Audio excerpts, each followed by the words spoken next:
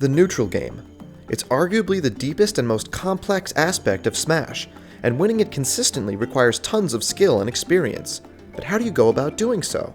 I'm G5 Cosmos for Game 5 Smash, and I'm going to simplify the process of winning neutral with a few useful concepts. Neutral in Smash boils down to identifying goals and then determining how to achieve them. Every character has a few goal moves in neutral at every percent. For example, as Wolf at low percent, you want to land a forward air or a grab, because these moves will lead to the biggest reward in terms of combos and advantage position. Study your character and see what top players look for in neutral, or what option gives you the biggest reward without much risk. These are the options you want to look for most in neutral. The next step is figuring out how to achieve those goals, or how to land the moves that give you good reward. Good opponents know that Wolf's Fair yields good reward, so if you just try swinging it at random, they're likely to avoid it or even counterplay it with anti-airs or whiff punishes. In fact, your opponent's own character's goals may be those very anti-air or whiff punish options, which means that one of the best ways to land your goal moves is by anticipating and capitalizing on your opponent's attempts at their own goals. But that's a little advanced, and I'm going to talk more about simpler ways to land your goal moves. The three key strategies here are conditioning, mix-ups, and reacting.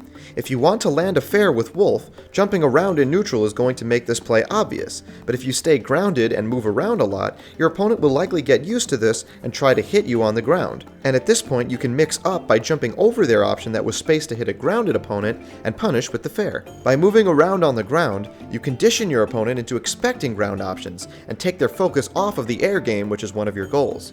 Mix-ups may sometimes implement moves besides your goal moves, but the general idea of a mix-up in terms of winning neutral is that you want to identify your opponent's counterplay to your goal moves and mix up with your own counterplay to that. For example, if you want a landing fair with Wolf, your opponent may shield to avoid taking the fair, so you can mix up with a tomahawk or empty landing grab. For characters like Wolf and Ike, this is a very strong mix-up, because the grab is also one of their goal options, so having two goals that cover each other's counterplay is very useful. Reacting is also a huge part of neutral.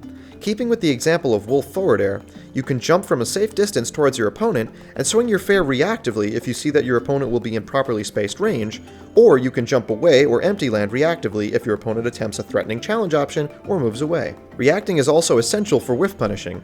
Fox's dash attack, for example, is an excellent reactive whiff punish. You can move around carefully on the ground and wait for your opponent to swing a move just out of range, then immediately run in and whiff punish with dash attack. As mentioned before, this kind of play is very effective if you know what your opponent's goals in neutral are and how to play around them. To learn more about the conditioning and mix-up aspects of winning neutral, I'd recommend checking out Verminubus' great video on those concepts. At the end of the day, winning neutral is still a complex process with many layers, but understanding the concepts of identifying and achieving goals can help simplify neutral into a more straightforward system. If you'd like to improve even further, you can contact me on Twitter for personalized coaching that's sure to help you up your game. Thanks for watching, and please subscribe to Game 5 Smash for more tech and tips.